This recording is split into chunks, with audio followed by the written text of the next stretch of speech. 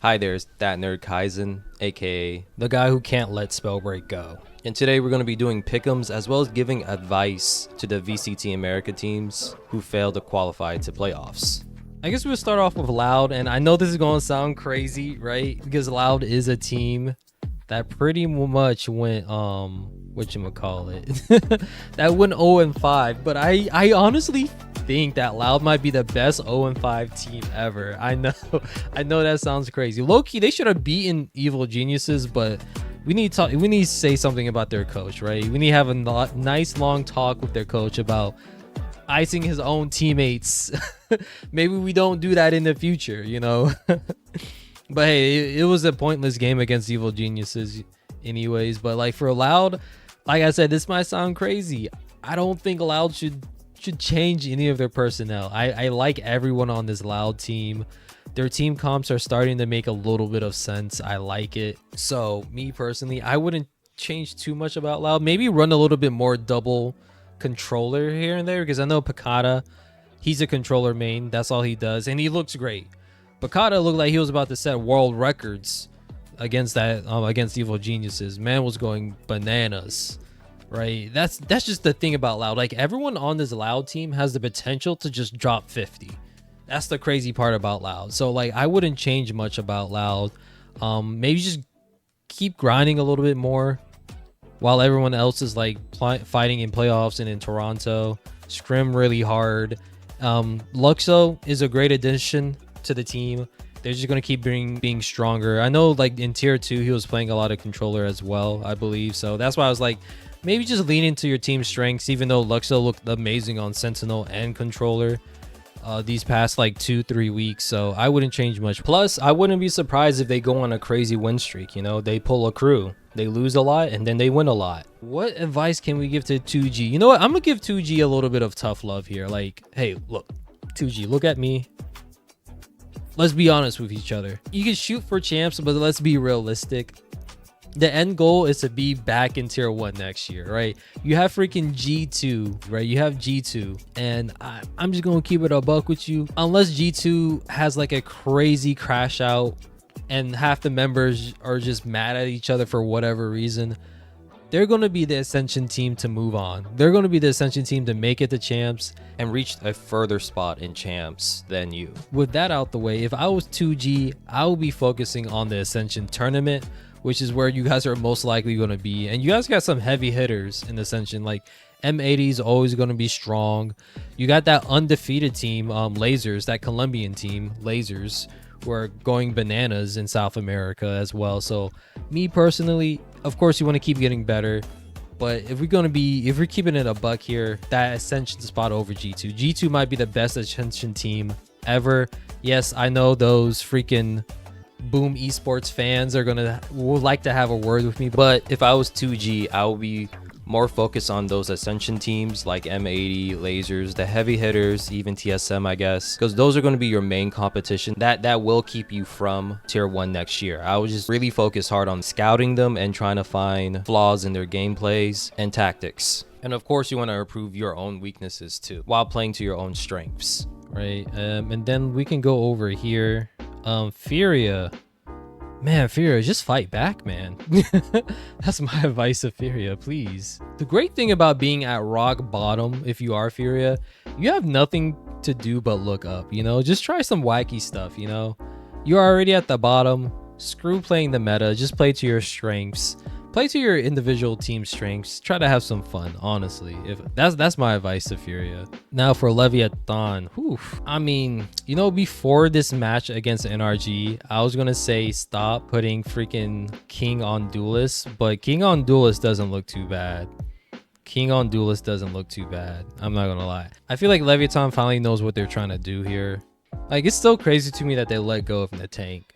But honestly, I feel like King is their best duelist on this team. And this is so crazy because he plays controller so good too. Maybe lean more onto King as duelist and Demon One more as controller. It's just that Rossi, I think it's just going to take some more time for Rossi to get acclimated with this team. And they have like a whole split. So I would just say maybe just make King permanent duelist, low-key. Even though he looked great as Viper. I mean, Demon 1 did pretty good too. Oh, on an attack though, that's not good. That's not good. Yeah, maybe we just have Demon 1 just play permanent controller and Sentinel. Maybe the days of Demon 1 playing Duelist is over. Like, maybe Demon 1 should just be like 10s and just embrace the controller lifestyle. Play controller, maybe sometimes a little bit of chamber. I really like King on Duelist. I think that's my one tip that I would give Leviathan, is that maybe we should just keep putting King on Duelist. Screw it, you know, screw it, we ball. At the beginning of this season, I never thought King would be the best Duelist on Leviathan, but here we are, you know. You already kicked out in the tank, which was a crazy move in my opinion. So I would say go full throttle. Just go full throttle. Have King be your permanent Duelist, Rossi's your IGL, and like have Demon 1 be your controller. Shoot, you still have Tex. Tex played a little bit of Duelist too in the past, so some maps you can play double controller and have freaking Tex your Duelist. I don't know, but I really do like King as Duelist. That's one thing I will say. And then Demon 1 just as your controller. Have him play a little bit of chamber here and there. I think on Lotus you can make chamber work a little bit. Same thing on Pearl. I think you can make chamber work on Pearl as well. Permanent Duelist. King is now your official Duelist. Demon 1 will be your official freaking controller. It just looks better in that department. But now we're going to be doing some Pick Ems. Let's do some Pick Ems. We have MIBR 100 Thieves as our first ones. I got MIBR. It's Aspas. You can't go against Aspas too hard. Now this is going to be interesting. You know, you have Sentinels versus Cloud9. The whole thing with Cloud9 is that they're regular season merchants, and then sometimes in the playoffs, somewhere along the playoffs, they just choke. They just can't get it done. They run into a stumbling block and they just can't get it done, right? So it's just a question if Cloud9 can carry this momentum that they were able to start in the regular season. And they're going against Sentinels. This is a tough one. This is low-key a coin flip, I feel like. But I'm going to go with Sentinels. I'm going to just go with Sentinels. I believe in Sentinels with this one. Yeah, like I feel like Sentinels have more of a momentum coming into this game. So that's why I have Sentinels over Cloud9. Sentinels won their last 2 games. Cloud9 is kind of struggling. They're kind of waning a little bit. So next we have 100 Thieves and Evil Geniuses. Oof. Busio facing off against Potter. Does the student become the master, or does the master still have some tricks to teach the student? I'm not gonna lie. This is, most people would say 100 Thieves, but I'm saying screw it. Let's go Evil Geniuses. In Potter we trust. Cloud9 versus NRG. Cloud9 has had NRG's number this whole season, and I think it's going to continue to be that way. Even though I feel like when both teams are at their best, I low-key feel like NRG should be the better team when they're all at their best. Well, you have Oxy and Motto, like when it comes to contributions, they kind of cancel each other out, right? If NRG still had Verno, I would have said that at their best NRG is better than Cloud9. But I think just losing Verno just makes you a worse team, right? It just makes you a worse team. So I have Cloud9 being NRG. Next, we have Crew versus MIBR and Aspas we trust. It's G2. G2 is the best freaking team in the world.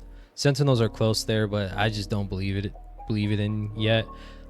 Sentinels versus Evil Geniuses. Doesn't Potter have like a winning record against Sentinels?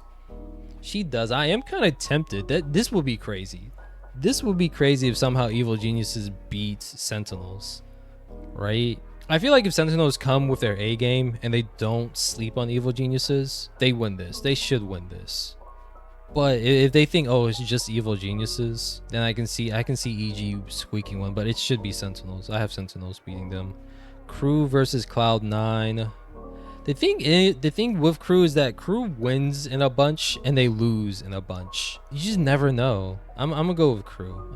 Next we have MIBR versus G2, which might actually be like a grand finals preview. I'm not gonna lie, it might be a grand finals preview. MIBR did play G2 earlier, and it was kind of interesting. I liked MIBR. They were just swinging stuff. They were just going balls to the wall, and they actually pushed G2 a couple of times. I like that.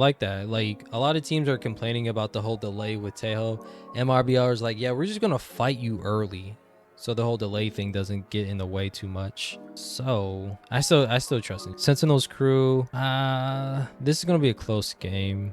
I have Sentinels. I'm just biased towards Sentinels. So these are going to be the 3 teams that make it to Masters Toronto. G2, MIBR, Sentinels. Those are going to be the 3 teams that I believe in. I won't be surprised if Cloud9 or EG makes it to Masters Toronto, but I feel like this is what most people have going to Masters Toronto: G2, MIBR, and Sentinels. But the question is, in the lower finals, MIBR or Sentinels? I feel like when the Sentinels are really close to tasting victory, they just kick it up. They kick it up a notch big time. So I have them beating MIBR. And I think since they lost to G2 earlier, I think they wake up. I think they wake up and beat G2. You can only beat it. Well, then again, it's been a long time since Sentinels actually beat G2, right? Doesn't G2 actually have like a winning record over Sentinels? I'm pretty sure they do. Like, I'm pretty sure G2 has beaten Sentinels more times than Sentinels has beaten G2. Yeah, G2 just stays beating Sentinels, bro. Belt to butt. When was the it's not, you can't even call it a rivalry, actually. When was the last time Sentinels beat G2? It was in an off-season game. Yeah, I think it's safe to say G2 wins this one. They're the best America's team for a reason. But yeah, that's everything I have. If you guys disagree with me, let me know down below. I'm gonna call it here. Appreciate everyone who stopped by. As always, y'all stay safe and be a KDA warrior, and I'll see you guys later.